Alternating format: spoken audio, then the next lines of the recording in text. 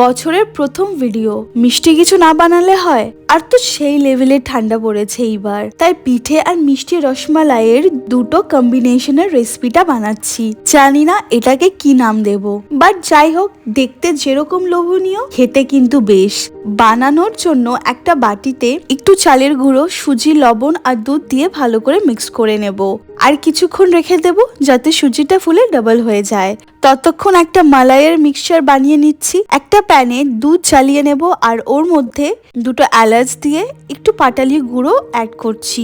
গুড়টা গলে গেলে যোগ করব কনডেন্স মিল্ক, ড্রাই ফ্রুটস আর কাস্টার্ড পাউডার। আর কনস্ট্যান্টলি নাড়তে থাকবো যাতে না লেগে যায়। আমাদের মালাই কমপ্লিট। এবার পিঠেটা করার পালা। দেখতে পাচ্ছ যে সুজিটা ফুলে কিরকম ডাবল হয়ে গেছে। এরকম আপ্পাম প্যানে তেল গ্রিস করে ব্যাটারটা প্রত্যেকটাতে ঢেলে স্টিমে বসিয়ে দেব আর ঢেকে 5 থেকে 6 মিনিটের মতো রেখে দেব।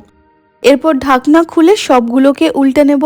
দেখো কতটা সফট অ্যান্ড ফ্লাফি হয়েছে, পুরো ইডলির মতন। দাঁড়াও, তোমাদের ভেতরটাও ভেঙে দেখাচ্ছি। দেখো ভেতরটা কত সফট না। এবার দুধের মিক্সচারের মধ্যে সব পিঠেগুলোকে যোগ করব।